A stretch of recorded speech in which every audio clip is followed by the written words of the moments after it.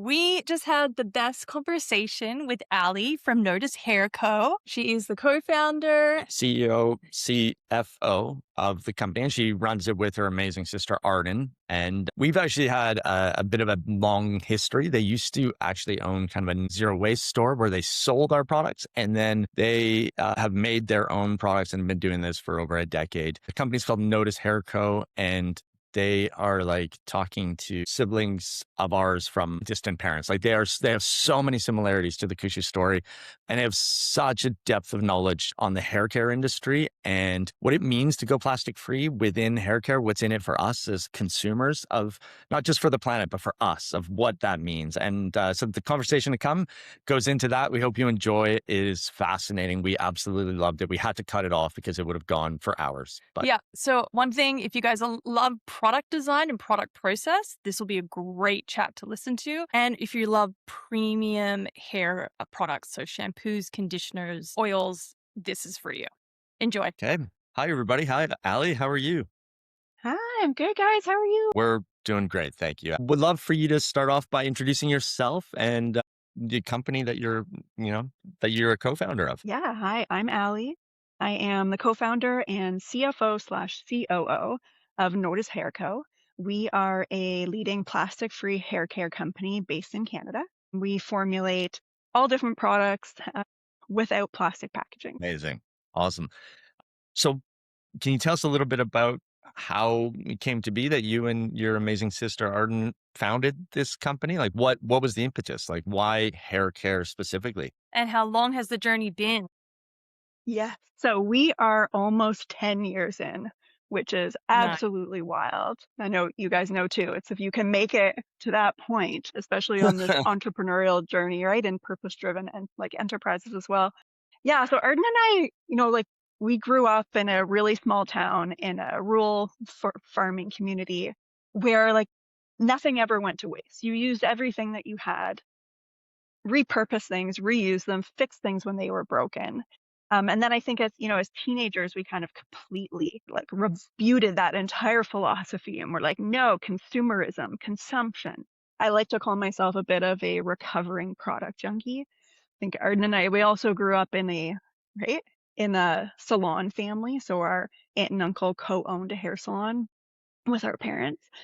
So a lot of influences, different influences. So a lot of that kind of like farming lifestyle, quieter, slower, plus this other piece. So, products that we used growing up were generally like salon brands, and that really kind of hooked us in to that piece. I am like my childhood dream was to be a hairstylist.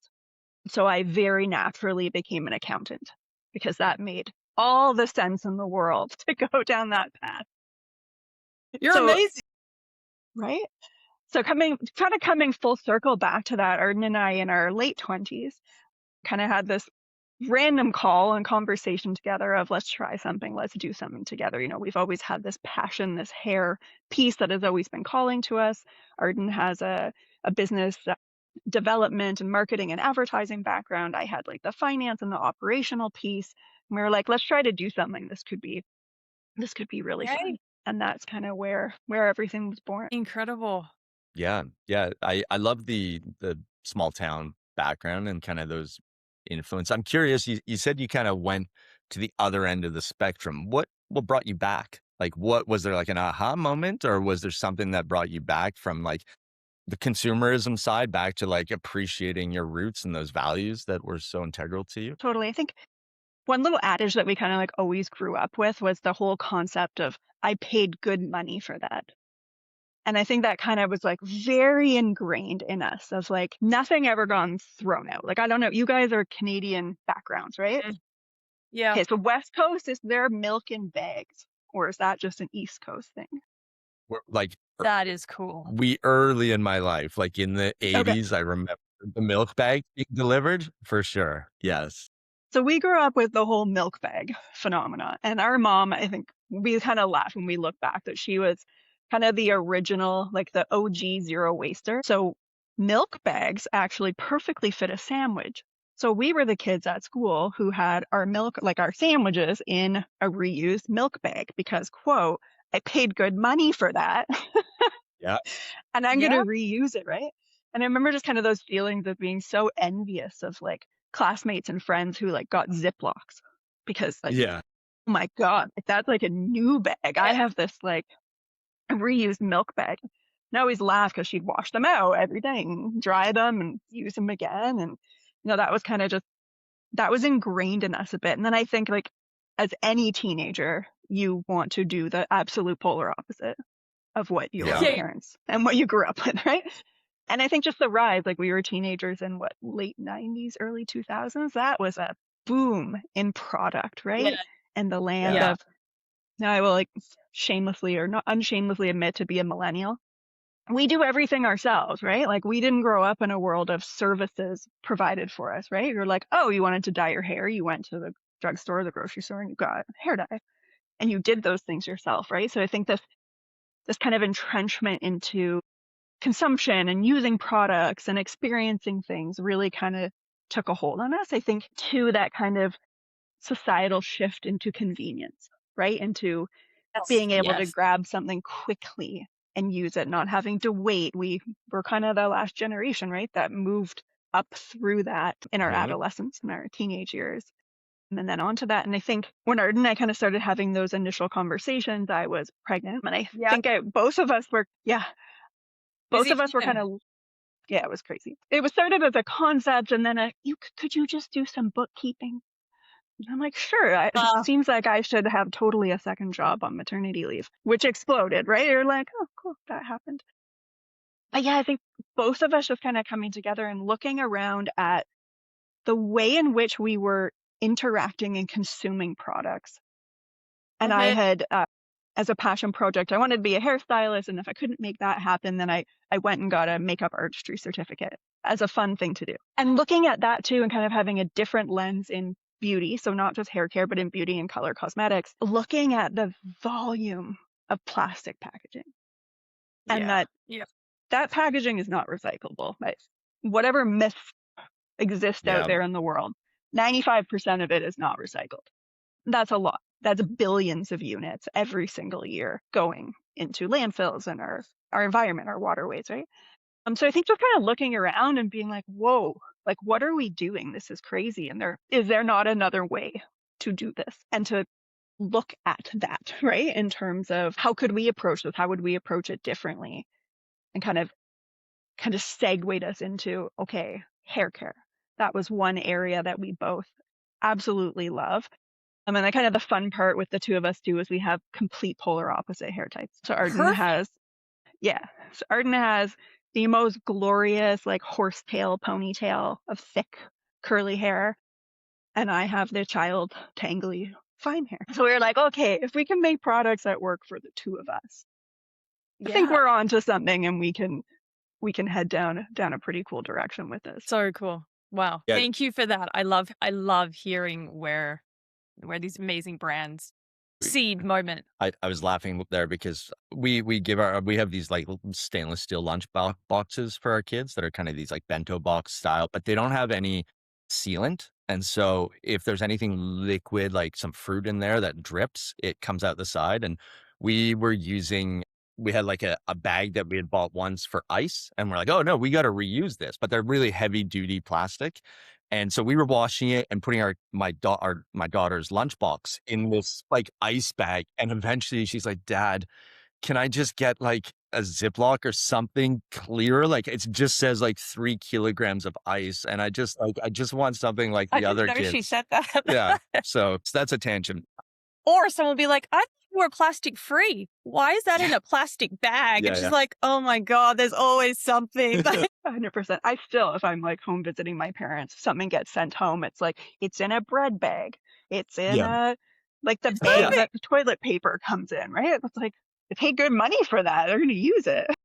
Yeah, it resonates, especially Very that well. small community thing. Like, I think that there's something in that too.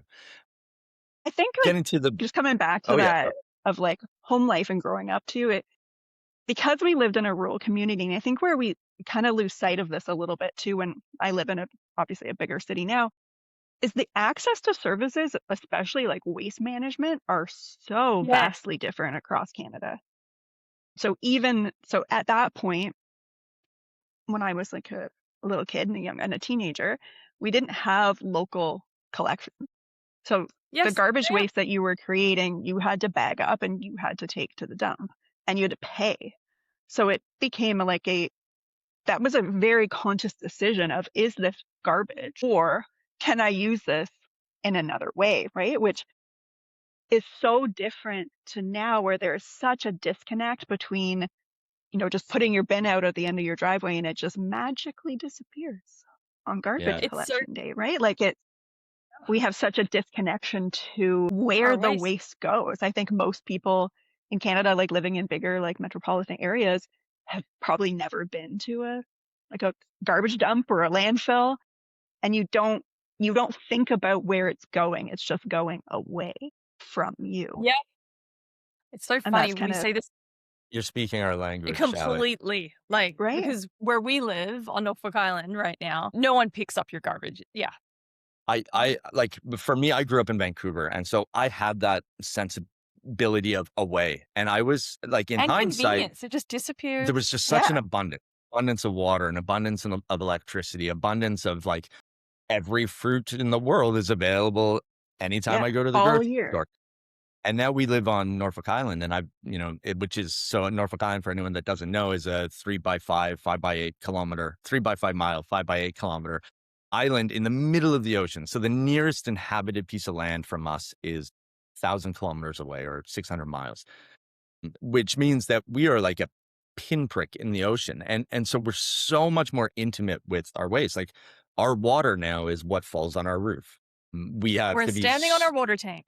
we have to be so conscious of the electricity we consume. The waste we generate doesn't go anywhere. There is definitely no away when you're in the middle of the ocean. And so, And it costs a fortune when we need to ship it off. yeah. Like, And we pay a lot. that, and Yeah. the thing that really, like, as someone came from a city and lives here now, it really is like, it's no different than anywhere else. It's just a microcosm. It's like a petri dish of the rest of the world, right? All the labels are the taken away. Exactly. Like, Yeah. the amount of waste we're creating here shouldn't be any different than anywhere else in the world, but it's just the conveniences manage to hide it better elsewhere. And I think that's the biggest thing we try to communicate through our business and telling stories about Norfolk, is like, this is really like, it's unique, but it's also the same everywhere. It's like, there should be this sense of like, there is no away. And I think that there's a culture that has really succeeded at creating an away. And I think that's deliberate too. Like, Totally. 100%. When you're talking about that makeup, when you buy that makeup, are you looking at it and saying, how much product am I getting and how much packaging am I getting? Are people really weighing that? What am I buying here? Garbage? And how much is product?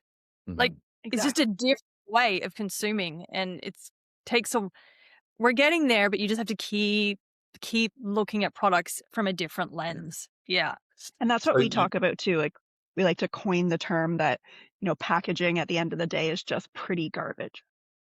So that Oh, you for can sure. dress it up and you can make it look all fancy, but it's garbage. If that can't be reused, if it can't be refilled, it is trash. Yeah. So same, it's like when you go into stores like Sephora, like the big beauty stores, and you're looking around, you're just like, well, there is so much pretty garbage in here in terms Yes. of the packaging waste. And what are we doing about that piece? Absolutely. So part of this interview series, we're interviewing so many amazing people like you, and in different fields and different backgrounds. And we're talking to Arden, who is representing the Plastic Pollution Coalition. And he has been like a wealth of knowledge. And one of the things he taught me that I didn't actually realize, that 40% of all plastics in the world are used for single-use packaging, which is a crazy amount. And he said that number is only planning to go up as other certain technologies like automotive and that wean off of the oil industry. They're only going to rely that much more on the plastic. So do you have any sense of, for this hair care industry, like how much single use or how much plastic is being generated annually to service that industry? So it's difficult to break the stats down into like specific hair care. But if we can look at beauty and cosmetics together, kind of like under one umbrella. So in that piece of the industry, 120 billion units of plastic packaging are created every single year. Can you say that number again? Exactly. One more time. Say that number. 120 billion units. And the that's matching statistic of that is globally, 95% of it is recycled. Sorry, 95% of it is not recycled. Not Roger recycled. that. I know. Like, if only we could be there. Yeah, that sounds, That's the goal. but it's not close to the reality, So unfortunately. 5%. What makes do you have any idea what makes that only 5% that gets recycled? Yeah, so a lot of difficulty, especially in cosmetics, is the mixed materials and very small. So if we're thinking about a lipstick or we're thinking about a small cosmetic, like with a pump, you've got a spring, the bottle, all the components together. And then overall, even if you are to pull them all apart, every piece is too small. So it's really just Okay. not designed to go through the way in which we deal with plastic recycling. As well, a lot of contamination from the product that's in it. So it's very difficult with a lot of those packages to get them fully cleaned out before they hit the waste streams and kind of how to deal with them. So that's one Post-recycling. component of it. And then I think a lot of just, there is not infrastructure across major parts of Canada and the US to handle that type of recycling. Yeah, that makes sense. It's so specialized and probably it's just so costly to clean things, to like to sort tiny little pieces. Where's the value that they're going to actually make out of it's the same thing happened here on Norfolk Island. We were having an amazing recycling where we had to wash every piece of our garbage for over a Or they year. refuse it. Or they refuse it. And it was great because that process at one stage was actually more cost effective to have that in place than shipping it off. But then all of a sudden, the cost of shipping off, like on airplanes, came down just a little bit. And then all of a sudden, this was too expensive to wash all of our garbage and recycle it. So then it reverted back to just shipping it off. It's good to be aware of how these things work on a upper level. Yeah. And So obviously your industry is somewhat newer to me. I learned in research and prepping for this that about up to 90% of most shampoo bottles is water. I feel like not bottles, inside the product. inside the product Yeah. is just water, right? So we're just shipping water in plastic bottles effectively around the world. I feel like we kind of buried the lead here, and I don't know that we've totally talked about like Please talk notice about your is products. plastic free. What does that even mean in an industry that is just absolutely dominated by plastics? Like, how does If you that? can even just talk to us a little bit about your products in general and Yeah. then philosophy around packaging, it would be great to let our Totally. customers know about this wonderful. So again, we are Notice Hair Co. So we predominantly focus on hair care products, and our biggest kind of differentiator in the market is that we have 100% plastic-free packaging. So in order to do that, where we really focus is on the form of the product. So we formulate shampoo bars, conditioner bars. We have a solid hair oil. We're launching a new product tomorrow. That's actually going to extend our styling product line. Body bars, so all the pieces of really your hair care routine, flipping it on its head and saying, okay, can we formulate products in a way that they do not require plastic packaging? So two of our Mhm. kind of our pillars of product formulation are number one, can it be made without plastic packaging? And if that first answer is no, it can't, then it's boom, it's gone. It will never be created by us. Yeah. If the question is not yet, but that's the whole point, and we're going to go figure out how to do that, then yes. And so and then the second piece there for us is always minimal packaging after that. So A, can it be completely plastic-free packaging? And then B, as minimal as possible. So what we really try to focus on is, like I said before, we really think that packaging is just pretty garbage.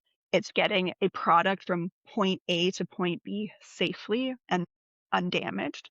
And then at the end, that's it. Especially when you're formulating in a solid form where you take the bar, the actual product, out of the bag. You don't need the bag anymore. It's not necessary to be in the shower. It is legitimately trash. Hopefully you are recycling it. But we do use a lot of paper-based packaging, meaning if it does go into landfill, it at a minimum will biodegrade. But so that kind of pillar of it also needs to be minimal really hones in on kind of our other pillar of sustainability, which is our utilization of scarce resources. So regardless of if we're using paper packaging, we're still using trees. That still has an environmental impact and a cost to humans, a cost to animals, a cost to our planet, right? So the absolute least amount of that product, of that packaging that we can use. That's kind of the route that we take. So those two pillars, can it be plastic free and can it be minimal? And if those two are a go, then we will move into actual R&D on product. So that's a Amazing. little bit of kind of our process there in terms of when we are thinking about, launching another product out into the world, because there are so many products out there. Can it hit those pillars? So for Fantastic. us, that really comes down to we don't formulate to fit into a packaging mold that exists. So we formulate to kind of flip that on its head. So instead of thinking, oh, I will design this product and then I will figure out sustainable packaging after, it's no, this product is going to stand on its own with no plastic packaging, and that is rooted in its development from the get-go. So there can never be conversations with our R&D teams of this, like, we can't make this in a solid, or it has to be in something like this. You're like, mm-mm. Yeah. We We know address this. that These are from the beginning. design parameters. Let's not waste any time here, people. Yeah. Like, so cool. And I that's what love, we've been really on a mission to do, is to take our hair care routines, take those products that we love using, and eliminate the plastic packaging. So how can we develop that product from the ground up yeah. to innovate the form and the application method of it so that it doesn't require the plastic packaging?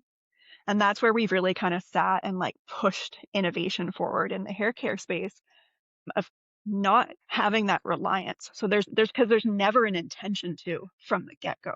That makes Yeah. Yeah. In this, like, I love, because I do our product design and we have very, firm parameters as well when it comes to yeah. ingredients and what we put into our, ingredients we use and don't use. So in this, in your design process where you've got these very clear parameters in which, and then you're creating this product from the ground up, what other fun, because other companies are not going to, they're in a totally different landscape to you. So they're not going to be finding these nuances that you would be finding in creating these new products in this new form. Are there any kind of aha moments or anything you can share? Mind you, I don't want you to share any secrets, but like, things that you like, unexpected, advantageous things that have come from the ground up, not allowing the backbone, the spine of your product to be held in a plastic bottle. Is there any other like I think that, benefits? Yeah. yeah, it really makes you step back and kind of question. And I think whenever we've started working with new R&D teams too, it's always a little bit of a learning curve of, Yeah. no. And really drawing on, we take a lot of influences from other industries. So we Yeah. will look at food. We will look at, food is a big one, but Yeah, we'll that look at makes sense. other ways in which you're like, okay, well, how do we get an apple somewhere, right? Like, how are we Mhm. packaging certain things? How do we package, a hamburger or a to-go, like a pastry or something, right? What are those components that are being used? So when you're looking at solids, and I think that's kind of the fun part, because we always step back a little bit and we're like, okay, we already know it's not going to be in plastic. Then the thing that we're contemplating is, what is that going to be in? And what could that look like? What limitations do we have there? Do we have maybe some oil seeping problems? Like what are the types of things that we could run into? Do we, Yeah. we use a lot of scents in our products. Do we need to contain that? How can we contain that? So lots of different thought process through that. Can we keep it safe? Can we keep it Spoiling. I don't know if that's an issue spoiling? for you guys. Yeah. Can we keep it safe in transit too? Right? Like, could just put a Right. bar naked into a box and ship it out, but it's not going to show up in a very good state for the customer at the end of that. So yeah, really pulling on inspiration of, when you let go of what always has been, it really opens up the creative flow to be like, well, why couldn't it be in something like this? Yeah. And then really going down that path. As like an avid like product development, this gets me super excited. Can you point me in the direction of, in your amazing product selection, of any packaging specific that you're most proud of, or that has like kind of tackled some of those tricky problems? Yeah, like leaking or I just love packaging. So I would love to actually go and take a look on your website and be like, this is the one that they managed to do it this way. Is there anything like that that you can speak of that you've been really pumped that you managed to figure out how to get it to the Totally. customer? So I think our claim to fame are our craft paper bags. So all of our bars are bagged. So they're not boxed. We do have our travel sets are boxed, but our singles, like our refill bars, are all bagged. And that has been incredibly intentional. So when we kind of went down the path of that, it needs to be minimal, we were Yes. really looking for, okay, we need to meet packaging requirements. We need to have ingredients. We need to have the name. Like there is Yes. legal requirements to packaging of consumer products. So going down that path and saying, okay, but it doesn't have to be in a box. It isn't going to be in a bottle. How else can we do this? How can we get this like minimal piece of packaging that's going to keep it safe? And then also when the customer gets it, they know what it is, right? We've got directions on Of there, those course. pieces. Yep. So a very traditional way, and like definitely was part of our process too, was putting them in a box. We're like, oh, that's easy. There's more structure to it. We'll box it. Yes. While this statistic always blows my mind. So we cost analyze both. Relatively similar cost basis to do both. However, a box uses 80%. Wow. That makes sense. Yeah. Yeah. Well, And we were yeah. like, well, that's insane because at the end of the day, it's just going in the recycling. Huge It amount. has no Yeah. added benefit to the function of the product, right? Yeah. So we've gone with our bags, and that is a very like Notice Hair Co. I signature love that. is our brown paper bags that actually look cool. Well, Mhm. and it's just so light on the planet, light to use. It's got that whole transparent, like, I just love the whole, it says so much in that of itself. Yeah, that's beautiful.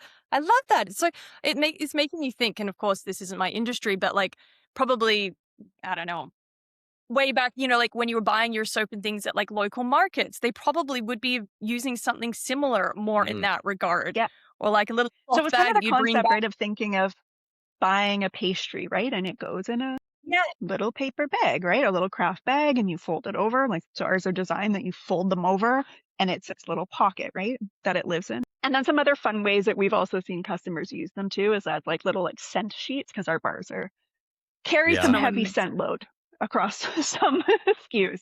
Like popping it in your underwear drawer, that Oh, yeah. it does have a little bit of extra life to it, right? Put it in your gym Yeah. bag. Like there's other ways to use the Yeah. bag. But I think too, of stepping away from having the packaging be part of the function of the product really gives you freedom, Hmm. because we don't need the package for you to use the product. The package is irrelevant once you get the bar and it's in your shower, right?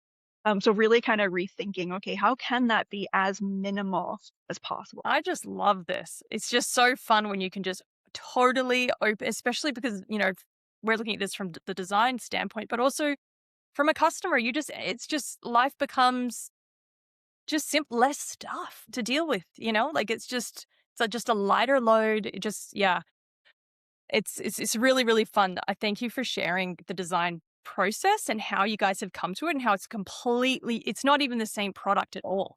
Sure, it's doing it for your hair, but the actual way of coming to it, I've never thought about it in such a in-depth way. Like we do use bars, but I've never really thought about it in right from the ground up. It's a completely different product. Uh, so yeah, it makes you think about other industries that are in plastic bottles and how can we be looking at other ways to do kind Yeah. of what you've done with this. It's amazing. So cool. I'm thinking of like the macro side of this too. And I'm really curious because everything you're describing it is a better product than what we're kind of accustomed to in a grocery store or in a pharmacy where we're buying our shampoos. Like you can get a better formulation, you can get better quality, you get I'd say a much better packaging experience. I was thinking about this last night of how like growing up, shampoos and conditioners were always in bottles. And so it's just this like, oh, of course, that's their medium. That's their way they get around.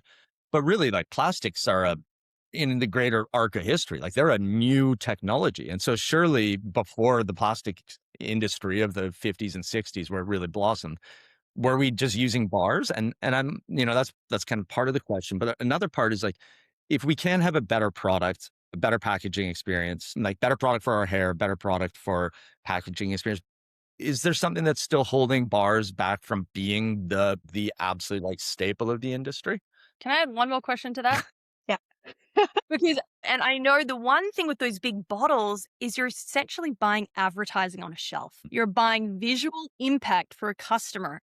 A bar is petite and small. Mhm. And if you're wanting to be light on packaging, that means your visual footprint is a lot smaller. Very small. So I just add that to it and see how that, yeah. So break that down maybe into a couple pieces. So I think number one, yes, I think being a bar brand is a challenge from that exact standpoint, that once our product is in use, there is no further brand recognition, branding moment, anything, It's not right? sitting It's gone. down. You are left. Yeah, You are every left with day. a standalone bar. So that product better perform like nothing you have ever used, because there is nothing else carrying you Nothing popping it up. at that Yeah. point other than, oh my God, I have the best hair of my life, right? Like that Yeah. is the moment. And that is what keeps you reaching. Either I absolutely love using this in the shower, the scent is so invigorating, like all of the pieces to the experience of using our products need to stand so much higher because we don't have the other piece. So that's one Wow. component. Sorry, Wow. I know you're going to keep going, but like that's so Yeah. similar to us. And it's like a hair tie. You take it off its package is gone. You got a hair tie. What is What's left? to differentiate anything else? You have to be exceptional. And that really resonates. Yes. And you can't just be as good. Yeah. Totally. Right? 100%. Like we all know it's a How? hair tie. What is it going to do? It's going to put my hair in a ponytail, right? Yeah, Like yeah. It's not we the know that basic function. Same with shampoo. It's going to wash my hair, right? So exactly, having that performance level, that is what is also really baked into our formulation and our product development side is, okay, guys, like it's not going to have the same branding and packaging and like awareness to it. So when it is used, that entire experience process of using the product has to stand above what it is directly competing with. Oh my gosh. Yeah. So impressive. So definitely in store. So that's another piece. It's hard. I'm like, there's no way to sugarcoat that. I think as a society, when shampoo and conditioners moved into liquid, that has been so entrenched that you could ask probably anyone on the street to draw you a picture of shampoo and they would draw a bottle, a very typical shape, and you would get it, right? You're like, oh yeah, that's shampoo. If someone drew a little circle that looks like a macaron or like a little like happy donut, right? They're going to be like, no. But we've all just been trained for that to be the norm. And it wasn't before. So I think you kind of asked that too of like, is this a new technology or is it old? Like, what is the kind of thing? And it's both. It definitely is both. So, bar soap. So soap, different than shampoo, but soap centuries, right? Of bar form soap. We all get existed. We move into the 50s and 60s and the development of synthetic and detergent-based surfactants moved things. And that creation of that ingredient base was at that point predominantly liquid. So that really started moving. Now, what does that kind of mean in the world of surfactant? So a surfactant is a cleansing ingredient. So that's what's binding oil and dirt together and letting you rinse it away. So soap is a form of a surfactant. So are detergent-based cleansers. Quick question with the time. Yeah. The same time that plastic packaging was also being developed? Okay. So the two kind of go hand in hand to move things in a very different direction, right? But what did that give us? So really the creation of detergent surfactants gave us a lot more flexibility in formulation. So there are a lot of limits in soap as a cleansing ingredient, right? You can't do much with that. You can barely move pH levels. It's not really the best for the hair and the scalp. So it was very limited. So did the creation of the detergents move the industry forward? I think so. Did it take us down a path with liquid and bottles and is detrimental? Yes. But have we not also moved that way? So we have the liquid versions of those things, and then come into like the 80s, kind of 80s, early 90s, we also have the solid versions of those detergents starting to come through. So Okay. where we can take that technology and that formulation ability, where you can make a much more effective product that can then be used in a solid form. So Beautiful. advancements in raw ingredients, right? Like a lot Yeah. of things move. Did the pendulum go too far? Yeah. But they moved, and they needed to move. That's how we've been able to progress with, a lot of the hair care products that we use today. So it's very different from a formulated shampoo. Yeah. Yes. That makes Okay. sense. Good to And understand then that. really, I know we took I feel shampoo gets, and I'm not simping for the bottles, but in their formulations, like water in that formulation is not a filler ingredient. So it completes their formulation. Without the water, you don't have the binding mechanism of a liquid shampoo, right? So while like it is integral to that being their finished product, it's not integral that every shampoo has to follow that methodology. Does that kind of make Yes. sense? Yeah, that Yeah. makes sense. Yeah. So they're not adding it just to like stretch it out. They're adding it because it doesn't work without the water content Right. in it, right? So Mhm. then when you can take it solid, you're like, okay, well, I can do the same thing, but I don't need the water to make my formula complete because I'm going to wet it in the shower. So really starts to Yeah. break down the necessity of those ingredients. They need it in their product for it to function. And they need the plastic because they have the water and the liquid, right? It all kind of Yeah. funnels together. So really stepping back and formulating and saying, okay, well, we're just never going to need the plastic. So how do we do that?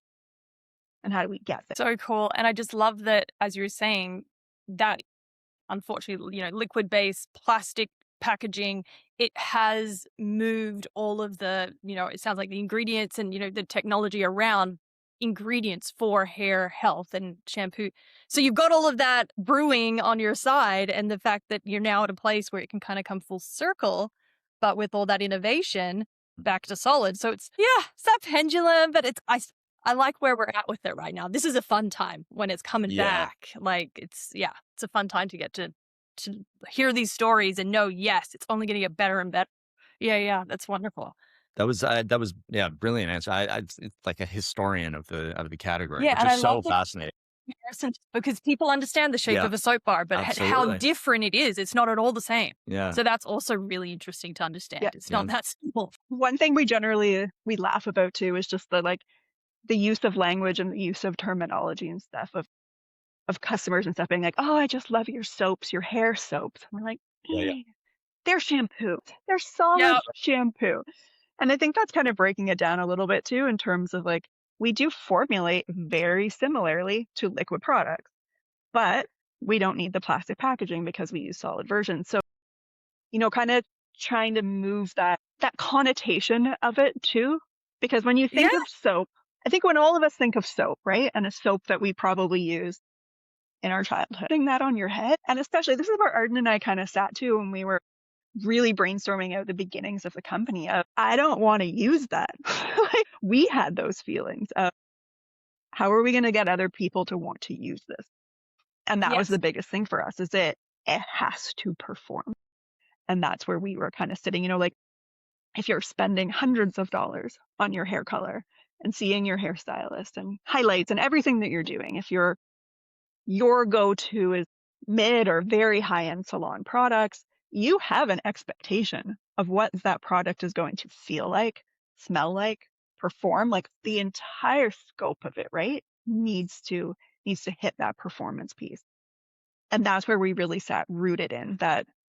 If we were going to do this, the products had to stand head to head with salon products that we used and that we were not willing to say like goodbye to if this didn't stand up. Because I think too, for us, like, we had kind of dabbled in the like green and eco land of products and looking at them and, not the best experiences. And when you have that experience, a lot Yeah. harder to get someone to try again, right? To Yeah. make that jump. So really trying to be like, hey, if we're going to really push a very new category, it can't just be okay, right? It can't Yeah. just be, Yeah. oh, well, Needs I to be guess it better. washed my hair, but it feels horrible. And right? Like all the things it had to perform. You're definitely getting me really pumped to get to try all of the products that you guys. I'm like, I just can't wait. This is like, well, it's just so fun. Like, it's just so awesome when you can really pamper yourself and your hair Mhm. and feel good about the planet at the same. Like, I just love the triple win. Like, it just makes you so. And also having a young daughter and being like, hey, this is amazing for your hair. And look, like, we've got no packaging left. Like, I just love being able to, like, these little, like, aha moments. Yeah. Look what we can actually do versus she's seeing her, her friends, and they're like, oh, let's get this beautiful big plastic one in the grocery store because they just see that it's like, it's all Yeah. the marketing shiny and it's just so nice to know was that, quite yeah. comical with my daughter too, because she was kind of born into the creation of the company. And I think she was about 5 or 6 before she had any concept that shampoo or conditioner could be in a bottle. And that's great. Well done, Mom. She had never seen them. She was just like, well, why? You just use the bar. You just rub it on your head. But Yeah. yeah. I mean, that would have been that when they started bottling in the first place. That would have been that same reaction by everybody, I guess. But I like the so just to the impetus of this series of interviews was that like plastic free as a concept had like this incredible run in the 2010s, whereas like everyone in the world's like, we're in it together. We are going to save the planet. And here in this current moment, like cost of living is going through the roof. There's, a trillionaire walking around on the planet. There's these people that just almost get to live a life that is like, they get to create all the waste, but they don't have any of the like accountability. And it seems unfair to ask individual customers to hold that accountability of like, you have to go plastic free for the betterment of our planet. And so the idea with this interview series was like, well, there's a lot more to it than that. Like with our hair ties, like, hair accessories are actually better for your hair when they're made from natural products. Like they are healthier and kinder on your hair. And we wanted to have other ways of communicating that. So that was going to be kind of the penultimate question I was going to ask you, but I feel like you've answered it in spades. I think the idea that you have to, by confining yourselves to these design constraints and realizing that once you are out of that packaging, that product has to perform and deliver a greater experience. Like, I think that's the ultimate answer is like you're holding yourself to such a high standard that you have to provide. So, like, I'm rambling, but the ultimate question, like, what's in it for the customer? What's in it for me to go plastic free with your products? And I'll let you put it in your words, but I feel like you've done an amazing job so far of, Rach and I are on board. I know. I'm like, please, let's get leathering I here. think too, we started in that 2016, 17, 18. 2018 was a really big moment in the hair space for plastic free and kind of the movements of, You the were there zero with wasters. Yeah. on hair accessories. So that was a wild time in the world. And I think as we have grown too, and our marketing has shifted and our messaging has shifted a bit too, I think when it really comes down to the fact, like we are a hair care brand, like we aren't changing the world in terms of like what we offer to people, right? But I think it's the moments that we are there for someone that really make a difference to us. Like I can think of all the times where I've been bottom of the barrel mental health and really struggling. And some of the things that have kind of gotten me through are the like, I'm going to go have a shower, right? Yeah. I'm going to go smell a bar, lather up my hair, and then maybe things will look a little bit better when I get out. So we've really tried to focus on the performance. And then I think a lot of the pieces behind it of us being a plastic-free brand has been something that we've really owned and not shamed or put on to the consumer of, and we don't really like to call them customers, we call them bar lovers. So our bar lovers are in this with us. And it's like, you know what? You're going to use the bar. You're going to have perfect hair, great hair days. You're going to love the experience. And the plastic waste and the problems with that, we are going to take care of. Right. So kind of really trying to break it down and a couple different ways that we tackle that. So number one, the whole plastic epidemic is such a big issue and so nuanced in terms of the problems. You guys know too, right? There's no simple switch. We aren't going to recycle our way out of it, and we have to make significant changes in the way that we operate. So a few different things that we do. So number one, we turn off the tap on plastic going out of Yeah. our facilities. So none of our products can come in plastic packaging. They're also highly concentrated and perform and last a lot longer than their liquid counterparts. So normally a bar will give you replace about 2 to 3 plastic bottles. So on its own, that little bar is, yeah. So on its own, the little bar is doing some heavy lifting in terms of, starting to reduce the plastic impact or the plastic footprint that as a consumer or a bar lover that you would be putting out into the world. And then the second piece of that is we work with a social enterprise called Repurpose Global.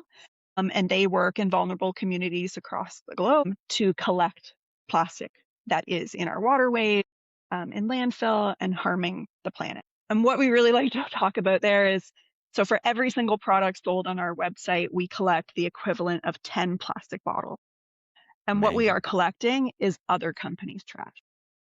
Yeah. So it wasn't enough for us to just be like, hey, we're not going to put more plastic out. We're going to create products that don't contribute. We also have this other side where there is so much plastic on the planet that if those companies aren't going to take responsibility for their own garbage, then we're going to try. So every bar, 10 bottles. And the reasoning for 10, kind of a little fun fact, I feel you guys would enjoy this. Most people utilize about 10 bottles of shampoo a year. Wow. So your little one bar that you purchase actually collects your entire annual footprint if you were using liquid. You could, honestly, just I can't say enough of how amazing, like, you guys are just going beyond. Yeah, exactly. Like, you're already creating way less waste, better product, and then to clean up your competitors, well, not really competitors, but Yeah. like, what an example. You guys are really, like, that's phenomenal. You should, yeah. Well done. And it's just crazy to us. Like, I know like recycling is not the answer, but we have to do something with the plastic that is here. Yeah. So if there are ways and processes in which, that plastic that is harming people, harming the environment, can be re-entered into the supply chains and used in other products, that should happen. But at the same time, we also need to start moving and shifting our reliance on virgin plastic, right? Especially in industries like beauty. Like we're feeding ego, right? Like we like to wear makeup. It makes us feel good. We like wash our hair and style our hair, right? Like those are like egocentric trips, right? And not in a bad way. Those are fun things to participate in life, right? But do they have to carry this detrimental impact to the planet? We think no. So, yeah, so kind of to bring that full circle in terms of what do our customers get? I think you get the little added benefit. So, we are a hair care company first. We sell hair care products formulated for hair, specific hair goals. That's front and center. I think for a lot of our bar lovers, it's that extra feel good of like, I'm getting all the things that I want to get from this product, but I'm also getting X, Y, and Z that feels really good too. So it's both. Yeah. You're doing an amazing job. I think it's also a testament to small business, to business owned and operated by people that care. It's that triple bottom line. I mean, obviously we're fortunate to know people like you, but there's a lot of makers, there's a lot of creators in this kind of ecosystem that, when we caught up the first time, like, oh yeah, we know those same people and we know these same people. And there's all these people that are entrepreneurs that are building these businesses that are doing it from like their own pockets and the communities that work with them. And they're just making so much positive change in the world, even if it's small in the bigger picture, but all of those drops add up. Incremental for sure. So yeah, it's just so inspiring to hear your story and to learn more about this industry. I'd love just to wrap it up. If you wanted listeners to take one thing away from today's conversation or one like fact that you want them to hold, what would it be? I was racking my brain on this one. And I think the biggest, because I think we feel this a lot too, is that you don't have to be perfect. We aren't perfect. the pure existence of us as a company has, negative connotations to it, to the world, right? Participating in consumers. Yes, yes. And you don't have to be perfect, but you can be a little bit better and you can try, right? And I think the easiest thing, one thing we kind of like to laugh about with shampoo bars is they're a little bit of a gateway, like a gateway drug. Yeah, Yeah. So they can kind of spark that, like, you look in your shower, you're like, oh, there's not as many bottles. It looks more minimalist. It looks, less Yeah. cluttered. There's a calmness to this. And you kind of maybe leave the shower and you look at your bathroom counter and you're like, oh, there's problems over there too, right? So I think it's not trying to be perfect, because you never will be, ever. Yes, yeah. But taking small little steps, finding one little category, one product that you absolutely love that is just maybe a little bit better for the planet. And I think slowly you kind of start to make bigger changes, lasting changes. I think the saddest thing, I think, when we all kind of saw the rise of zero wasting was the, like, throw out everything you have Yeah. and replace it all, right?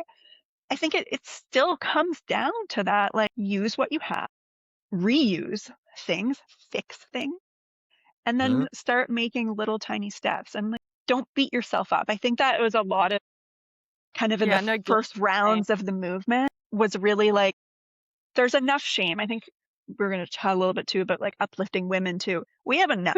We don't need to carry more about our hair care routines or our beauty care routines, right? So if there are little pieces that you can kind of chip away at, even following a brand, like following you guys or following Notice on social, and just, kind of learning a little bit more and being like, oh, there's a whole world out here. I think it still kind of hits Arden and I sometimes when we do, like, in-person events, and the number of people that we talk to that are like, oh, I didn't even know a shampoo bar existed.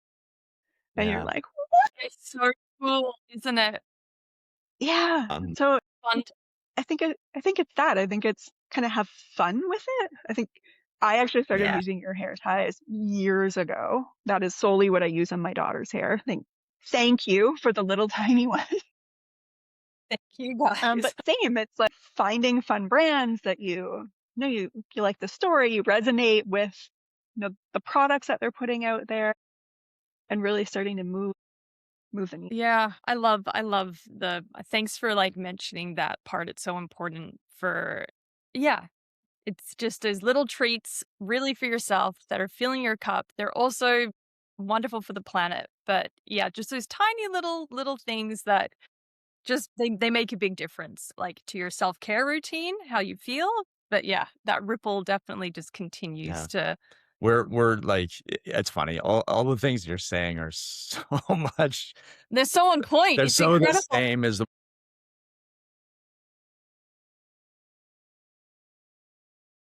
And I think because we've been in this long enough, Yeah. we've seen the shifts, right? Like, especially in hair care, we've seen the, like, ban this ingredient, hate this, then oh, that's okay, then hate this, then, right? Like, there's been so many iterations of, the rise of clean beauty, like so many things that have really impacted the way in which we feel and we interact with brands and we interact with products.